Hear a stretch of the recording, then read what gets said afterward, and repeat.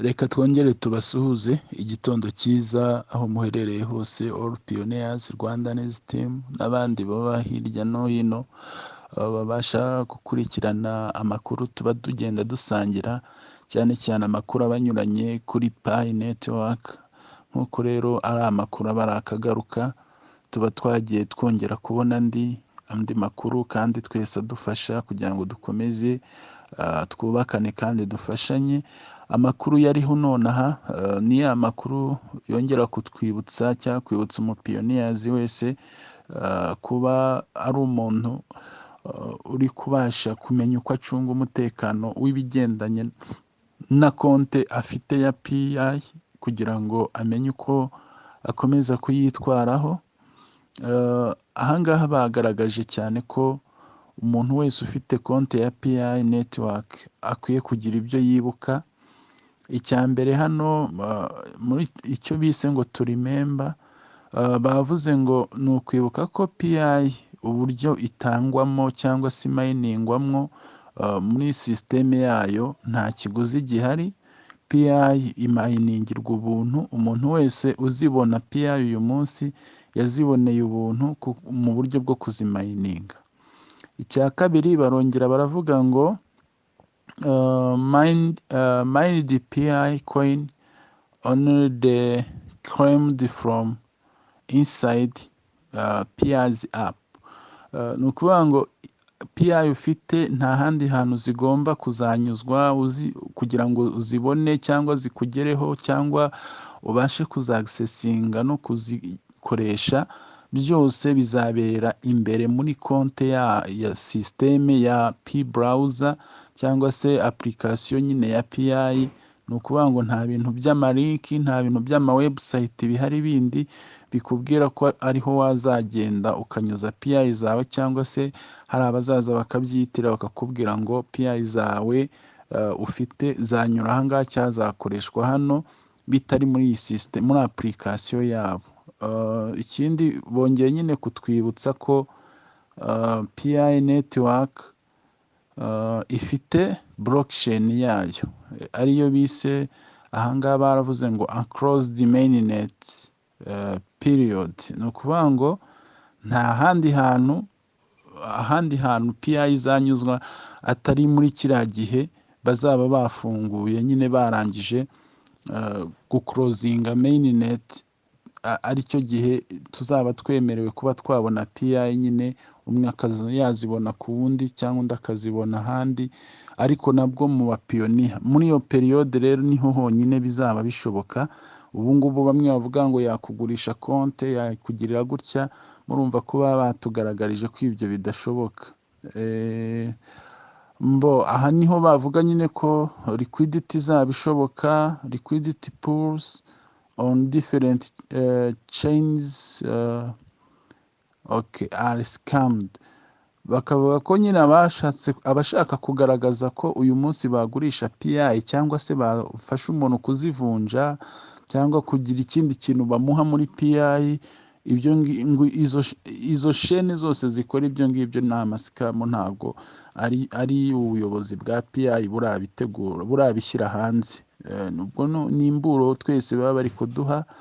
Noneho bakongera hano bakavuga ngo steer clear of scams. Aha nanone bongera kutuburira ko P network ntago yigeze ikoreshwa mu buryo bwitwa ICO. Abamenyereye ibi ngibi by'amakoini, ubundi hari porogaramu ibanza kubaho kuri buri koini ikanyuzwa muri ICO. Kunyura muri ICO icyo biba bivuze ni uko akenshi abantu bagura proje cyangwa se bagahabwa ibyo bita ama airdrops. Ibyo rero PI ntago yigeze ibikoresha, nta n'ibihembo yigeze ishyiraho, nta kintu na kimwe kigendanye na ICO yigeze ikora. Ibyo nabyo baba bagira ngo bibutse uburyo inzira z'amasikamu uburyo zinyura, aho zinyura ko bo aho hantu atariho banyuze. Bakongera hano bakibutsa ko PI network itagurishwa nk'uko nyine bari bamaze kubivuga. Bakanavuga ko nta hantu na hamwe, ahantu hose bari kuyigaragaza nk'ilistinze ku isoko biri irigo, ntago byemewe n'ubuyobozi bwa payi, ntago bwigeze bubigena, ntago burashyira payi ku isoko muri ubwo buryo, biri unauthorized. Bakavuga ko ibyo aho byaba biri hose ari fake news. Ubwo ngubwo rero baba bari kutuburira kugira amakenga payi ufite, bitewe wenda n'uburyo ishobora kubitekerezwa, ifitiwe ingamba zikomeye zituma nta hantu na hamwe bayemerera ko yajya muri disipurine batarayiha. Ibyo rero baba bari kubituburira. Akandi ka nyuma hano nicyo bise protect yourself. Bavuze bavuze be aware of suspicious profiles, monitoring core team members or moderators. Icya mbere hano naho mu buryo bwo kumenya uko wirinda wowe ubwawe, bavuze ati mugomba kumenya ko hariho abantu biyitirira core team, bagakoresha profile zabo, amafoto, bagakoresha wenda imbuga nkoranyambaga zabo, nabo bakiyita abantu b'abayobozi, the moderators, cyangwa se abandi bantu nyine b'abamambure ba payi ariko ari abascammers online. Abo ngabo nabo ni uburyo bwo kuburira buri wese ukurikirana za mbuga nkoranyambaga. Ntago zose ziri safe, ntago zose ziri mu murongo umwe na payi. Hariyo n'abascammers bari kwiyitirira PI kugira ngo mu by'ukuri babe bazanayobya abantu. Ibyo byose rero ni uburyo bwo kuburira umuntu wese witwe ko yagize amahirwe akaba atunze PI. Kanyuma hano baba don't give out your personal information to anyone online. Ikindi hano ni ukongera ko twihanangiriza ko nta kintu na kimwe kirebana n'amakuru ya konti yawe ukwiye gusharinga umuntu online, kukubwira ati nyohereza ibi ngufashe ibi, naguha iyi serivisi, nakugirira gutya, ku bantu utizeye, ku bantu utazi. Urabona hano babishyize muri precaution cyangwa inama batugira ko ibyo nabyo atari byo ku babikora. Kanyuma bahita basoreza kuri rya jambo rivuga never share your p-wallet or password. Ibyo bintu byo ngira ngo nka OTC twabivuzeho kenshi cyane. Ifunguzo na passphrase, password na passphrase ni ibintu bibiri umuntu abizi neza kuri konti yawe yayigutwara rwose, kandi wabaho uzi kuyitunza ariko n'uwo muntu akaba yitunze, kuko nta yindi bariyeri irimo yamubuza kuba yabyakira. Ni ukubishyira muri telefone ye akahita agera muri konti yawe, nawe ukaba uzi ko uyifite kandi umuntu yayigezemo. Ibyo rero ni inama twagirwaga, ariyo makuru tubyutse tubonye. Kandi bakongera ngo always receive news from official channels only. Amakuru yizewe muba mukwiye kuyakira binyuze gusa ahantu habugenewe ku macano ari official ya payi. Ubwo wenda natwe nka OTC tujya tugerageza gushaka amakuru nyine ahizewe, ariko ibi byose ni imiburo baba batugira kandi tugafashanya kuyisharinga.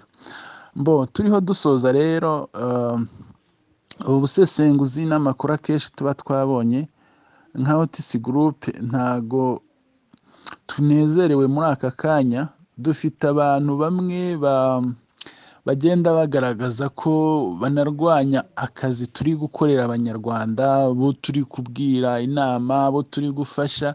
So abantu kumva barabitransforminga mu buryo bwabo. Ikibabaje ni abantu n'ubundi nabo babigiye ku makuru ya OTC, ariko uyu munsi bari kugira ngo hari batubuze kuvuga, batubuze gukorera abantu. Bigaragara ko nyine mu by'ukuri hari abantu ukorera ibyiza, ariko kabone n'ubwo wabikora gute bakabibona bo mu yindi sura. Ariko ntago ducika intege, twizera Imana kandi tukizera yuko ubumenyi Imana yaduhaye twabukoresha, kuko kuko n'ijambo ry'Imana riravuga ngo iyo uzi gukora ibyiza ntubikore bikubera icyaha. So kuri twe dushima Imana ko yaduhaye iyo mpano yo kuba twafasha abantu kugira ibyo bamenya, gufasha benshi, cyane cyane ko feedback zirigaragaza. Umuntu umwe ejo bundi yasanze inbox arambwira ngo aba bantu ngo baba babashimiye yuko ngo mwakoze neza, mwakoze ibintu byiza, ngo buriya se ngo ni bande ko ahubwo ngo wowe ngo buriya ngo ufite amasimukadi menshi cyane, ngo uragenda ukiyandikira ukishimira ngo ukaza ubigaragariza abantu ko ngo abantu bagushimye. Mu by'ukuri ibyo bintu byarambabaje, numva binciye intege, numva binashobotse uyu murimo dukora twanawuhagarika, ariko nibuka ko Imana hari igihe iba yaguhaye umwanya wo gukoresha, ikaguha n'igihe cyo gukoresha neza. Ndavugana umuntu ntago yanca intege, cyane cyane ko abanyarwanda cyangwa bumva ururimi tuba tuvuga, abo turi gufasha, ukuri baba bakureba n'ibyo tubakorera, umumaro wabyo barawubona, imbuto zabyo. So ndavuga rero iyo Imana iri gukora na Satani arakora, ariko dufite icyizere ko Imana iri kumwe natwe, kandi n'abo dufasha bagenda babona umusaruro w'ibyo tubafasha. Numva twakomeza gushyira hamwe OTC group. Ni initiative yabayeho kugira ngo dufashe abantu ku bintu batumva, ariko nanone muri porogaramu zacu twari dusanzwe dukora n'ubundi ubufasha, dutanga ubufasha ku bujyanama, advice zitandukanye kuri online business. Navuga ngo rero kabone nubwo nyine abacantege babaho mu rugendo, ariko turacyizeye ko na Nikora ubwiwe nyiri uyu mushinga ntabwo abantu bose bamuvuga neza, hari abamutuka, hari abamuvuma, ariko hari n'abamushimira cyane bazi icyo yakoze n'aho ari kuganisha proje. So turashimira rero mwebwe mwese mutwereka ko turi hafi, dufatanyije ku makuru tuba tubaha, mukatubwira uko muyumva n'uko mubyakira, kandi namwe mudutera imbaraga zo gukomeza gukora ibyiza tuba twifuza byose kubagezaho. Ntabwo twebwe duhagarariye Nikora, nta n'icyo Nikora nta natuzi, turi abantu basanzwe. Abavuga ngo twigira Nikora batubabarire, rwose amagambo yose asa nk'urucantege rw'abantu ntago ashobora kuduhagarika gukora ibyiza. Twabwira abo bantu ko baba bari kuvunwa n'ubusa. Tubifurije rero umunsi mwiza. Amakuru yo aba ari akagaruka, aba ari